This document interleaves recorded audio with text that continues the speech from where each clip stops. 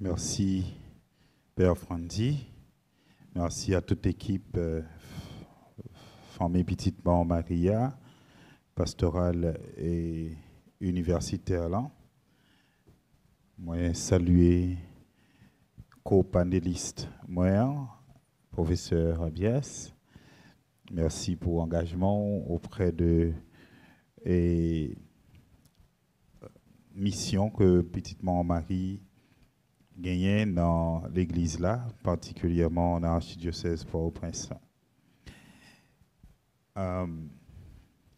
Intervention maintenant et le moi rendre compte que devoir yo me faire trop compliqué.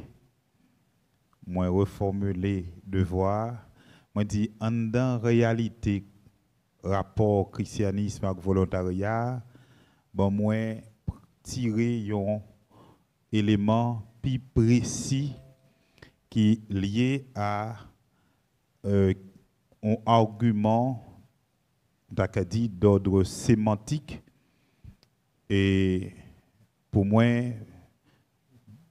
parler avec nous, discuter avec nous sur lui. C'est l'engagement chrétien au service de l'intérêt commun.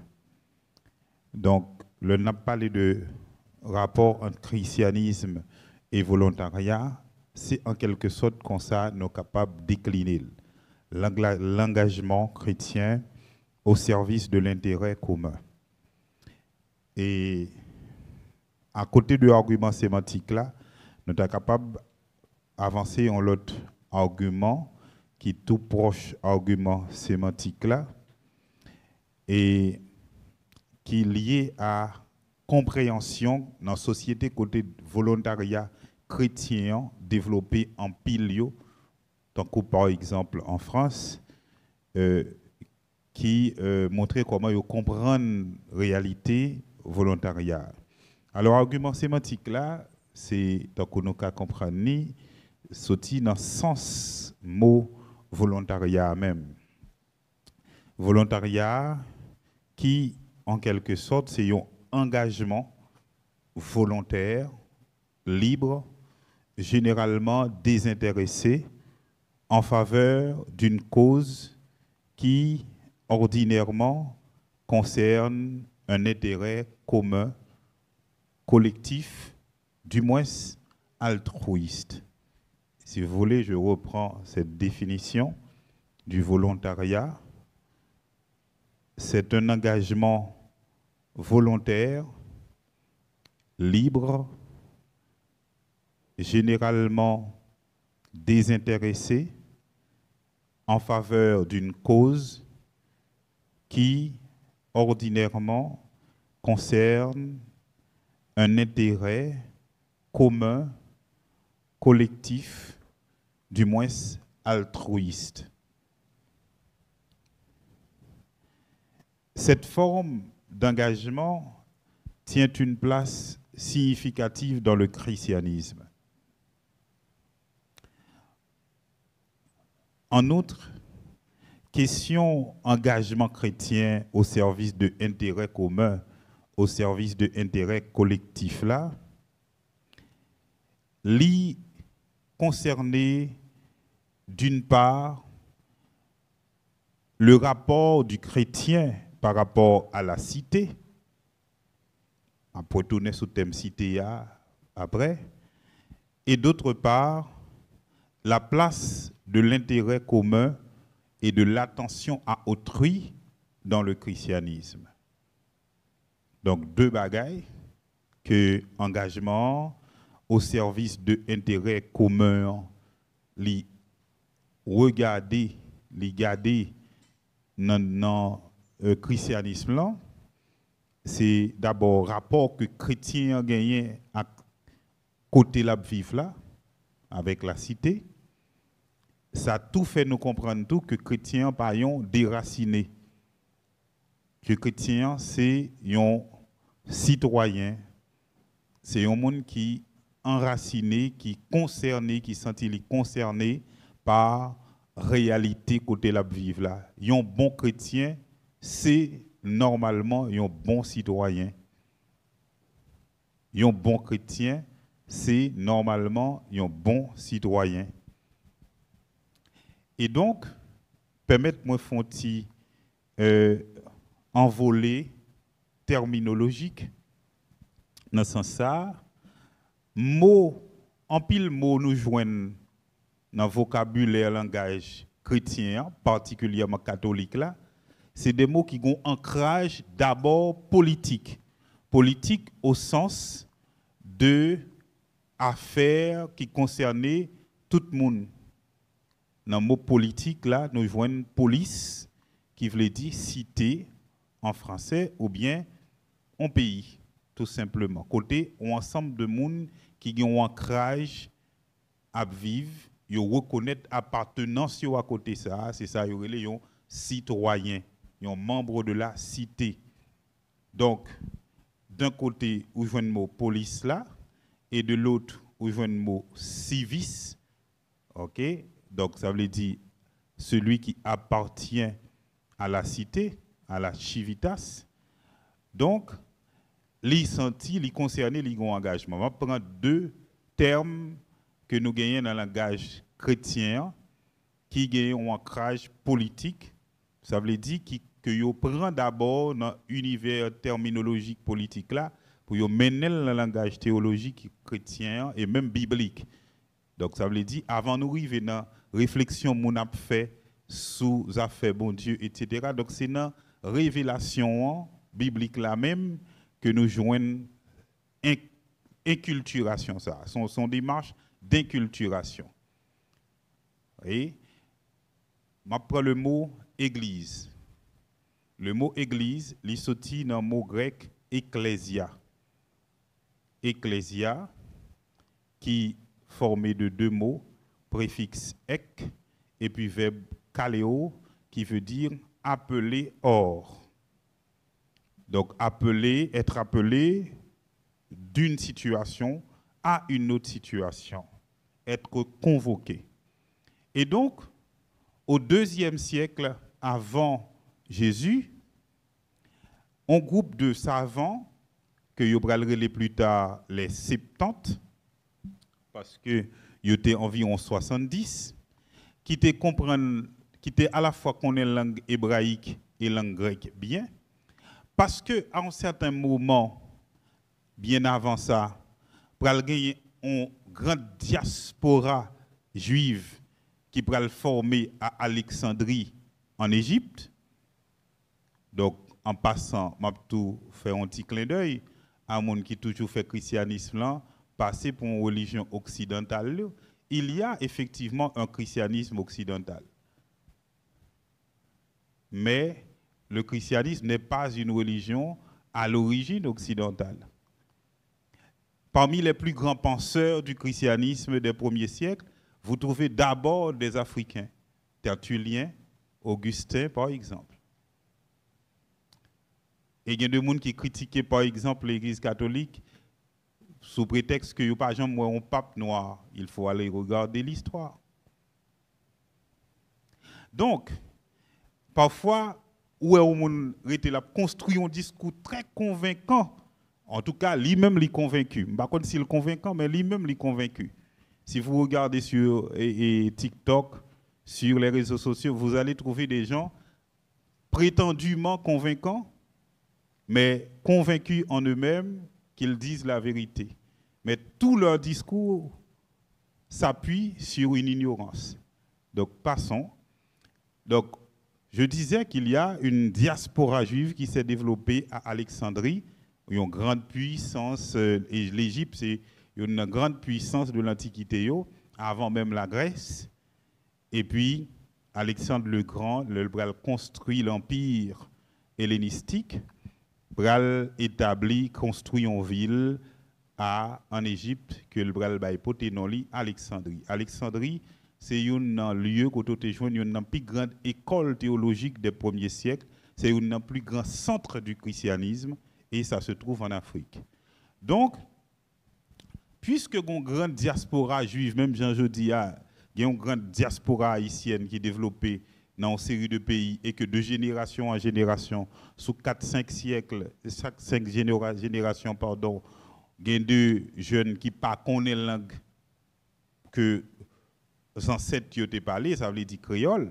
Ils connaissent la langue seulement pays côté où grandi, anglais, espagnol, français, portugais, dépendamment de qui pays ils sont. Eh bien, 70 savants ça yo pral décider de traduire la Bible là. L'on dit la Bible là, à ce moment-là, il s'agit seulement de l'Ancien Testament. Le Nouveau Testament n'existe pas encore. Le premier texte du Nouveau Testament, c'est la première épître de Saint Paul aux Thessaloniciens. Ce n'est ni l'évangile de Matthieu, ni de Luc, ni de Marc, ni de Jean. Donc, et il va traduire la Bible là, Ancien Testament, disons, en grec. Et donc, ça, son première démarche, c'est à la fois une démarche de traduction, mais une démarche tout d'inculturation. Et donc, chaque fois, ils joignent une série de mots qui traduit rassemblement, convocation dans l'Ancien Testament, dans la langue hébreu. Ils vont le traduire par, ils vont chercher un thème grec pour le traduire et généralement, ils vont le traduire par ecclésia. Il y a l'autre terme que vous utilisez parfois pour traduire mot qui signifie convocation, rassemblement, église dans l'Ancien Testament, c'est synagogue. Donc, et ecclésia, son mot politique à la base. Qui c'est ecclésia? Ecclésia, son mot a été utilisé dans le grec là pour parler de la convocation du peuple, de la cité, parce qu'on est à ce moment-là dans un contexte de démocratie, dans le contexte de la démocratie athénienne. Le peuple participe directement aux décisions de la cité. Donc, le convoqué peuple là, dans un espace qui y aurait les agora, pour participer dans la prise de décision concernant la cité, et bien il y aurait les rassemblements ça, ecclésia. Et c'est même mot ça que vous allez utiliser pour traduire le mot kahal que nous joignons dans l'Ancien Testament, qui d'abord utilisé pour parler du peuple hébreu rassemblé par Dieu dans le désert du Sinaï, le kahal Yahweh. Et donc, il va utiliser le mot ecclésia, tout théou, église de Dieu, pour traduire kahal Yahweh, qui c'est une expression hébraïque. Donc, ouais, un terme qui a une connotation politique, qui prend une connotation d'abord biblique et puis théologique dans le contexte chrétien. Donc, d'une part, cela suppose que gagner un monde qui à l'origine de engagement collectif ça, qui c'est rassemblement peuple là pour faire quelque chose. Le peuple est rassemblé pour faire quelque chose. On va le dire qui ça. Et puis, il est convoqué, rassemblé par quelqu'un. Donc, si nous avons fait un petit parrainage en quelque sorte à partir de samedi là, nous avons tiré conclusion que pas jamais un volontariat sans un certain leadership quelque part. Dans le cadre de l'ecclésia, c'est Dieu qui convoque, c'est Dieu qui mobilise, qui prend l'initiative, mais il prend l'initiative pour convoquer les hommes, pour convoquer, comme dans la cité, on prenait l'initiative de convoquer le peuple pour participer aux décisions de la cité. Dieu convoque son peuple pour faire quelque chose, et ce quelque chose, c'est célébrer un culte à Yahvé. Culte ça, il va l'utiliser l'autre deuxième thème, je joue dans le grec, pour traduire ce thème leitoudia. Leitoudia. Donc, un premier thème, c'est ecclésia, qui montre nous que thème dans le langage ça a une connotation d'abord politique. Et un deuxième thème, c'est leitoudia. Leitoudia lui-même, il va rejoindre plus toujours, ça n'a pas les volontariat aujourd'hui, comme engagement au service d'une cause commune ou collective. Parce que l'étudia, que vous traduisez en français, je dis par liturgie, eh bien, vous jouez dans le mot ça deux termes. Le premier, c'est leitos, qui veut dire peuple, et ergon, qui veut dire œuvre, travail, action. Donc, c'est une action du peuple, une œuvre et un travail du peuple. Pour qui ça thème ça a existé en grec, dans la cité politique grecque, c'est parce que le membre tout membre de la cité, ça veut dire tout citoyen, avait le devoir de poser des actions au bénéfice de la cité. Donc, il y a le même thème, ça, il y a le servir avec pour parler de ce que Dieu convoque le peuple à faire lorsqu'il est rassemblé à travers ce kahal.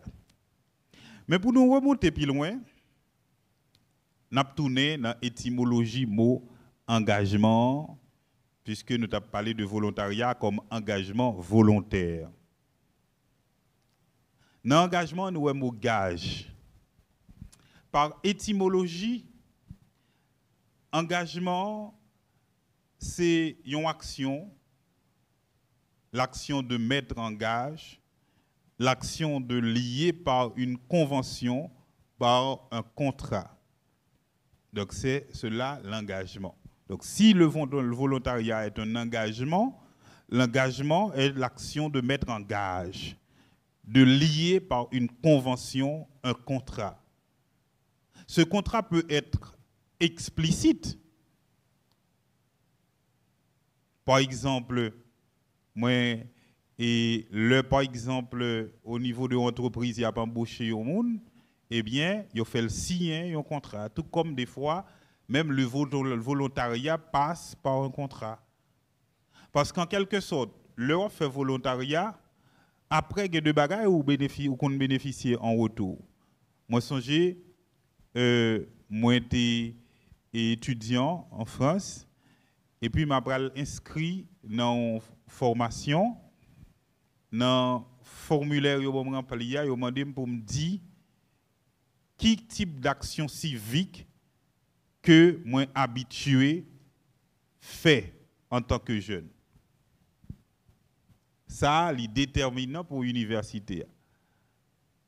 Donc c'est ça que fait souvent dans le rassemblement pastoral universitaire, dans l'université Notre-Dame ou ailleurs, le m'a parlé avec jeunes, moi toujours encouragé à faire ça. Ou qu'on doit inscrire par exemple dans l'université là, et puis on connaît qu'on y a par exemple pour inscrire dans l'université, particulièrement en France, ou passer par une plateforme en ligne, on fait préinscription et puis ensuite on fait sélection pour dire si admis ou pas pour faire inscription pédagogique. Donc dans la sélection ça, vous êtes capable de garder tout aspect ça. Quel type d'engagement, de service civique que vous comprenez? En France, en général, dans l'Église catholique, vous parlez de volontariat comme un service civique. Un service civique, un service citoyen.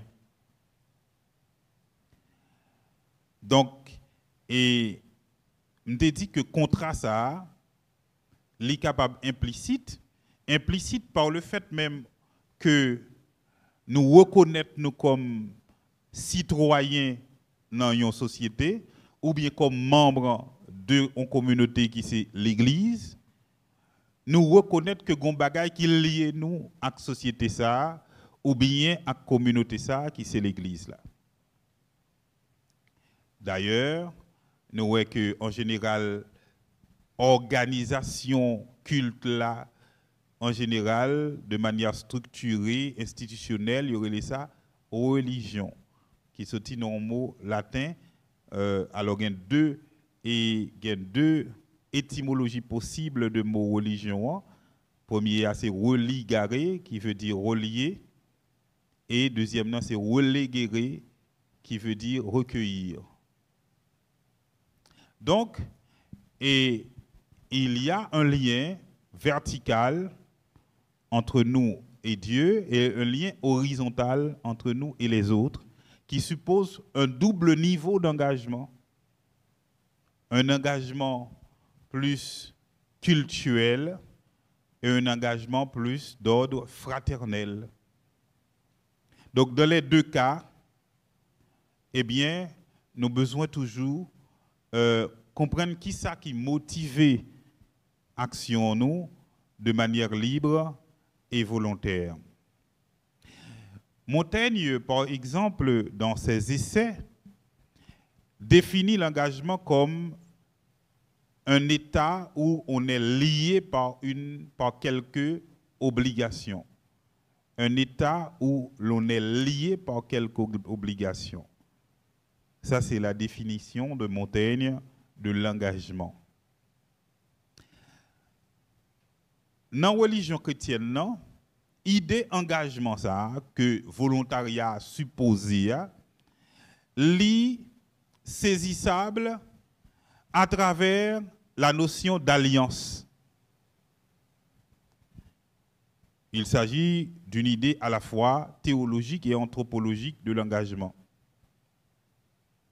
Dans la tradition de la Bible, eh bien, il y a deux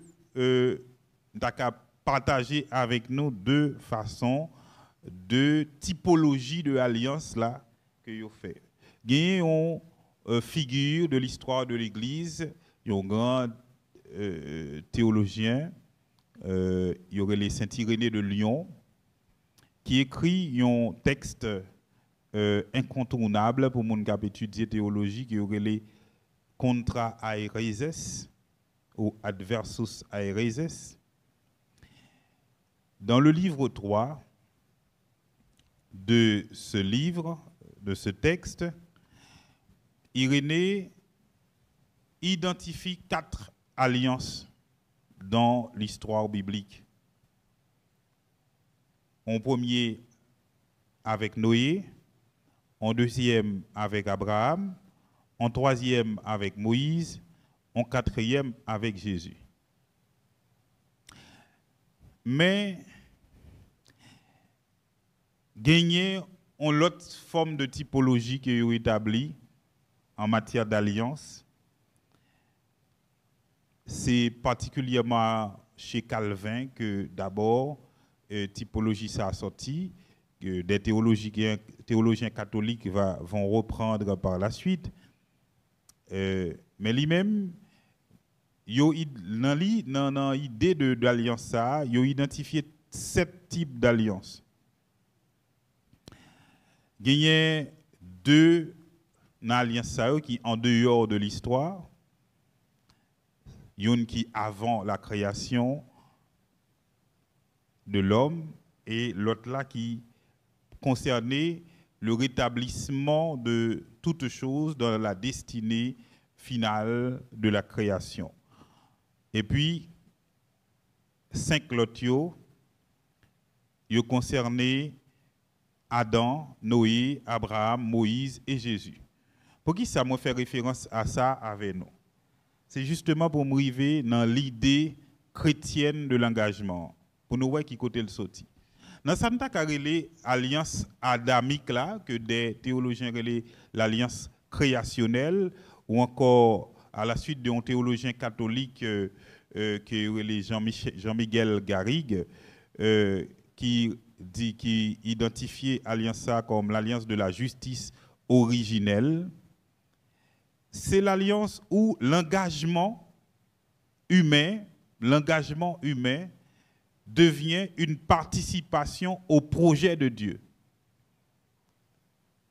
Donc, quelque part, dans l'esprit, dans l'idée chrétienne,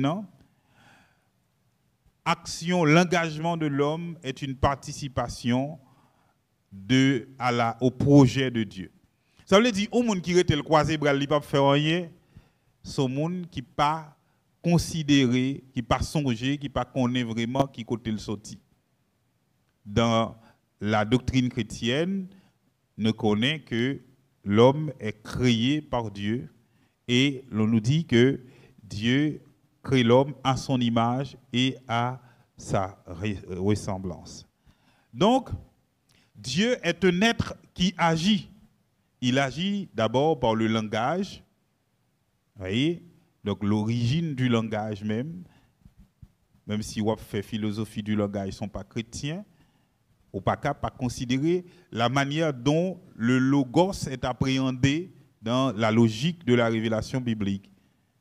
Donc, première façon dont Dieu agit, c'est par la parole. Gagner une philosophie du langage que vous allez développer bien plus tard, avec d'abord ceux qu'on appelle les pragmaticiens, les philosophes pragmaticiens. Parmi eux, il y a monsieur John Austin, qui sont britanniques, qui écrit un livre qui n'est pas grand, un petit bouquet tout petit, nous sommes capables de le chercher pour nous lire, et qui relaie et quand dire, c'est faire. Quand dire, c'est faire. Quoi, anglais, c'est how make thing with words. On va comme ça. Donc, mais le texte français, c'est quand dire, c'est faire. C'est un ensemble de conférences que le fait, il a rassemblé, il a publié dans un petit bouquin qui n'est pas grand. Donc, avec Austin, eh bien, la pragmatique du langage, pour le montrer qui genre, il y a un type de paroles, qui y aurait les paroles performatives, qui c'est déjà une action reliée. Par exemple, le père a célébré un sacrement, l'inalogique parole performative là.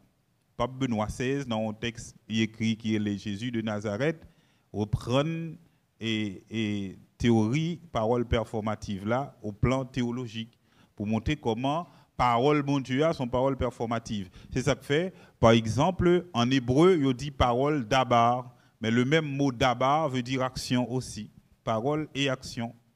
Dieu dit et ce qu'il dit existe, que la lumière soit et la lumière fut. Donc, ce qui veut dire tout, nous-mêmes, dans la logique engagement, nos premiers bagages nous fait le nap et manifester volonté nous pour nous entrer dans une dynamique d'engagement volontaire, ces paroles nous baillent. Nous baillent paroles nous. Et on nous croit sur parole. Donc, parole doit avoir une certaine congruité entre le dire et le faire. Donc, doit avoir une cohérence entre le dire et le faire. Et il y a une bagaille qui mettait nous en retard, même dans le pays, dans le groupe nous, dans le lieu associatif, côté nous engagés nous déjà. Donc, eh bien, c'est la question de cette fissure entre le dire et le faire. Il y a une bagaille qui fait souvent pas quoi haïtien, c'est parce que haïtien parfois li dou bagaille et pas ça le fait. Donc, volontariat supposé que ou engagé ou fermement en vue de quelque chose. Donc, la parole performative, c'est cela. Donc, une parole qui fait ce qu'elle dit. Donc, Père l'a baptisé au Timoun, lui dit, je te baptise au nom du Père et du Fils et du Saint-Esprit, et puis Timoun l'a baptisé. C'est ça que fait, dans le langage théologique chrétien, il dit ça comment yo agit ex opere operato, yo efficace dans yo même. Donc, et nous, dans aspect chrétien engagement, eh bien, nous agir, nous vignon participation au projet de Dieu, mais déjà par nous appréhender la réalité qui est autour de nous et puis nous mettre des mots sur lui. Il y a un premier bagage qui peut permettre nous un engagement volontarial qui est efficace, c'est apprendre après, c'est d'abord chita pour nous appréhender la réalité qui est autour de nous, pour nous mettre des mots sur lui. Et ça fait ça n'a fait là important. Nous avons besoin de faire dans tout ça n'a fait pour nous chita réfléchir, mettre des mots sur problème yo, pour nous identifier yo, pour nous expliquer réalité, phénomène qui paraît nous un phénomène problématique ou bien critique. Et puis ensuite pour nous définir par qui moyen que nous pral engager nous pour nous participer dans transformer réalité ça. Donc par exemple n'a lu un texte en le catéchisme de l'Église catholique. Si nous lisons par exemple un texte sur internet, si nous écrit catéchisme de l'Église catholique, nous invité nous lire du numéro 302 au numéro jusqu'au numéro peut-être 308, 310. Eh bien, nous avons que il expliqué nous comment Dieu crée le monde avec une dimension d'imperfection, non pas parce que ça le crée n'est pas bon. Il faut prendre l'imperfection au sens philosophique du terme, c'est-à-dire que un bagage qui a un dynamisme d'ouverture, côté le cas toujours avancer, progresser dans lui-même. Bon Dieu fait création avec une possibilité de croissance, c'est ça. Donc, dans la possibilité de croissance, ça, lui invite nous pour nous prendre une part d'engagement. C'est pour ça, il va dire, mon nom, lui c'est un co-créateur. Lui c'est un co-créateur. Parce que lui c'est agent, mon Dieu, dans la création. Maintenant, on nous avancer rapidement puisque c'est 30 minutes nous gagnons. Non, regardez maintenant deux aspects pour nous finir. C'est fondement anthropologique, engagement chrétien, et puis conditions de possibilité de engagement ça. Il y a un auteur qui dit que l'homme ne peut pas se laisser vivre. L'homme ne peut pas se laisser vivre paisiblement comme un grand fleuve tranquille au gré de ses instincts, de ses pulsions et de ses désirs. Il ne peut pas regarder passivement les événements se dérouler sous ses yeux. Il a une responsabilité. La réalité lui pose des questions et il doit y répondre. Et c'est cela la responsabilité. Répondre de ses actes, répondre par rapport aux questions que la réalité nous pose. Il a une responsabilité par rapport à son environnement, il a une responsabilité par rapport aux autres, il a une responsabilité par rapport à lui-même. Donc, triple réseau de relations qui va déterminer tout, différents aspects d'engagement nous devons prendre. Relation à l'environnement matériel, à la nature, à l'univers, responsabilité en quelque sorte écologique, relation à l'environnement humain,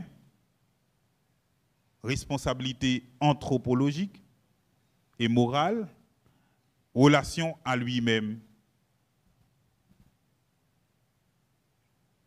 Donc, gagner une démarche dans l'anthropologie allemande de la première moitié du XXe siècle, la caille particulièrement des anthropologues allemands, tant que Scheller, Plessner ou bien Gehlen, eh bien, qui dit que l'homme est un animal manqué, un animal raté, qui se distingue par de graves déficits en matière d'instinct. C'est-à-dire que l'homme n'est pas prisonnier de ses instincts. Il ne peut pas agir que instinctivement. Et ce déficit se manifeste par des dysfonctionnements graves au plan de chacun de ces types de relations. En même temps, cela lui permet aussi de faire des choses que les animaux non raisonnables ne peuvent pas faire.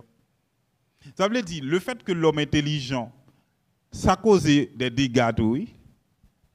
Le fait que l'homme intelligent, ça balle plus sous notre créature, mais en même temps, le fait que l'homme intelligent, ça cause des dégâts. Combien d'animaux non raisonnables nous connaissons qui construisent à ma feu, par exemple. Donc, c'est même faculté ça que bon Dieu ban nous, qui ban nous une responsabilité par rapport à nous-mêmes, par rapport à l'environnement, par rapport à l'autre.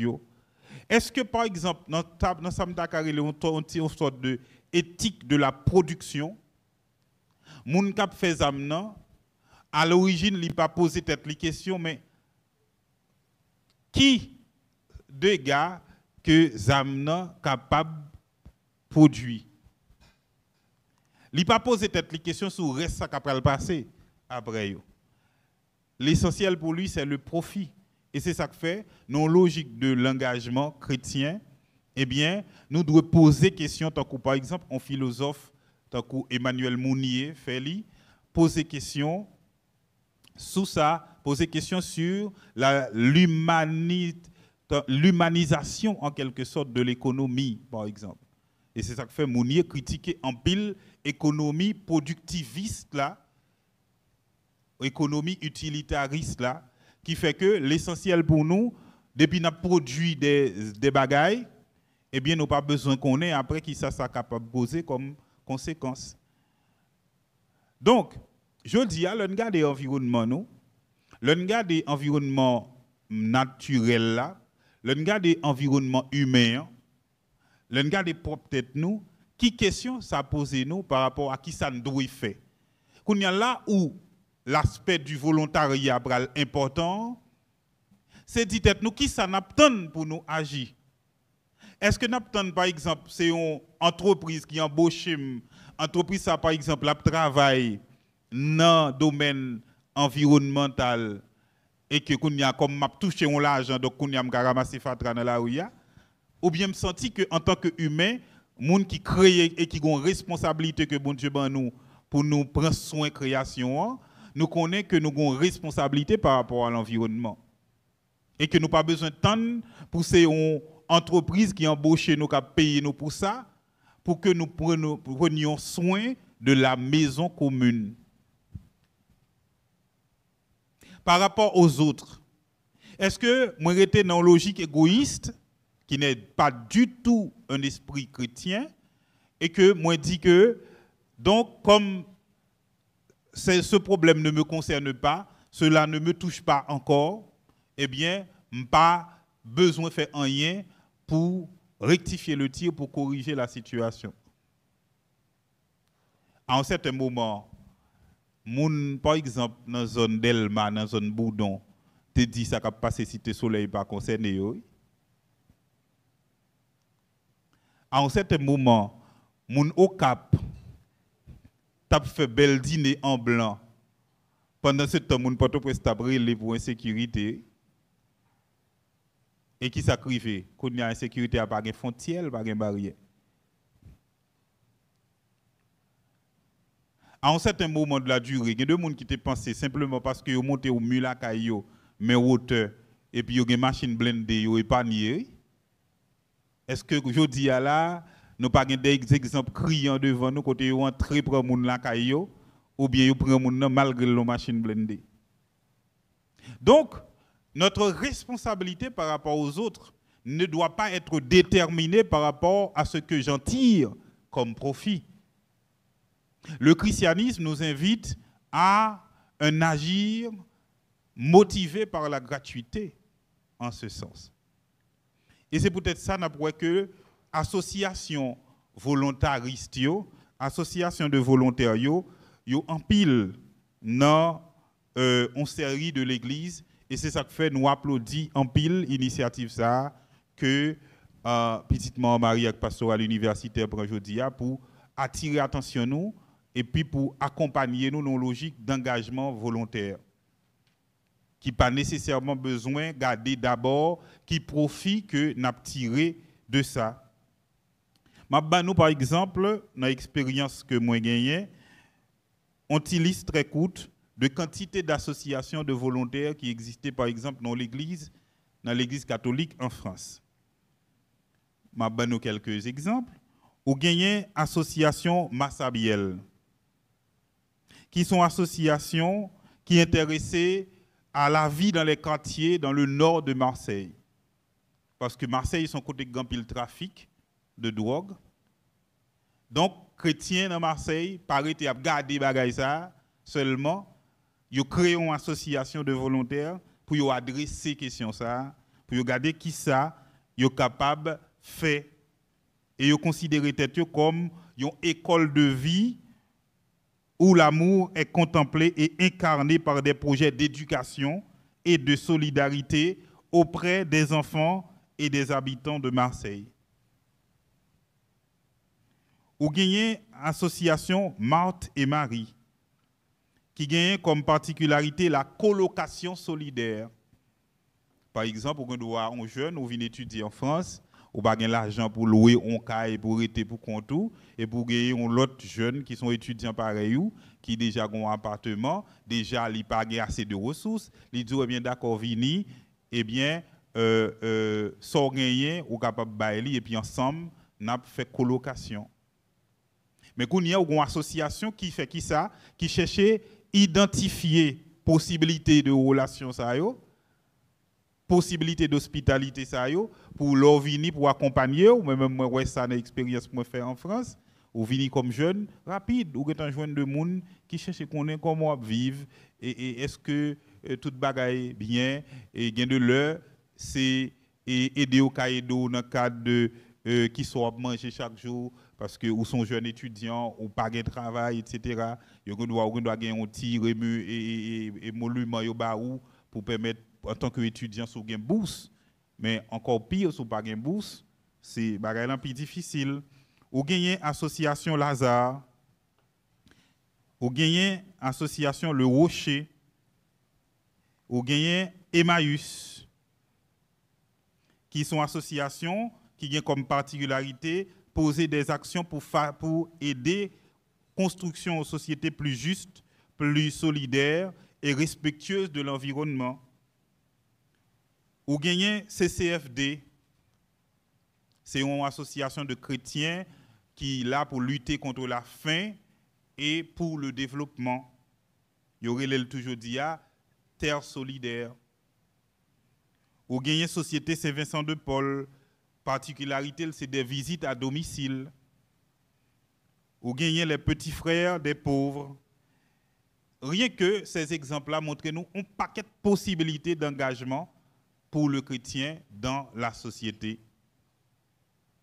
Donc, en quelque sorte, pour me finir, il y a 3 bagailles que et partager avec nous en termes de conditions de possibilité de cet engagement chrétien dans la société, en quelque sorte.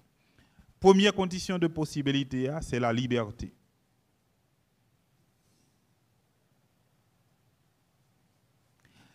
Le volontariat, l'engagement volontaire exige de l'homme qu'il prenne en charge lui-même ses relations, sa vie.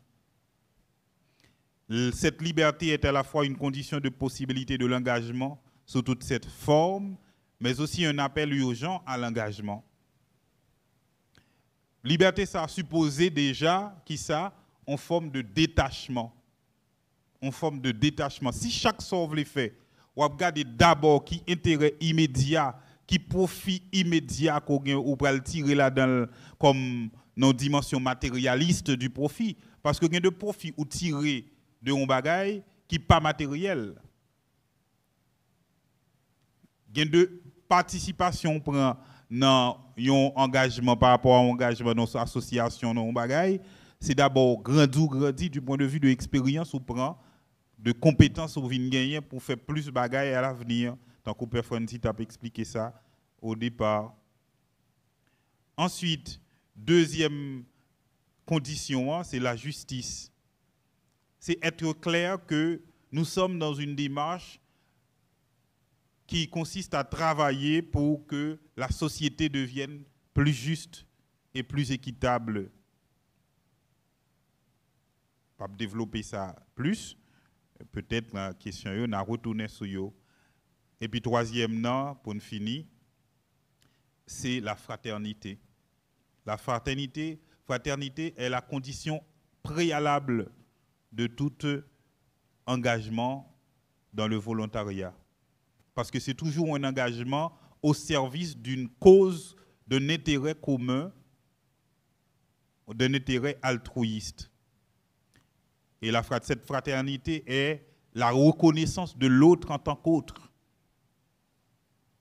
Ça veut dire que si je m'engage par rapport à des gens qui sont dans une situation qui démunie dans la rue, c'est parce que je reconnais que par leur dignité en tant qu'être créé à l'image et à la ressemblance de Dieu, ils méritent mieux que ça. Et donc je me dis comment je peux m'engager pour améliorer la condition d'existence de ces personnes-là. Donc voilà donc 3 conditions essentielles de possibilité du volontariat chrétien: la liberté, la justice, la fraternité, qui suppose l'altérité, la reconnaissance de l'autre en tant qu'autre, et l'hospitalité, c'est-à-dire l'ouverture à l'accueil de l'autre. Et cette hospitalité, ce n'est pas d'abord une hospitalité physique, c'est une hospitalité du cœur. C'est d'abord faire place dans son cœur pour aimer l'autre et le reconnaître comme un être créé à l'image et à la ressemblance de Dieu, donc à la hauteur de sa dignité. Merci de votre attention.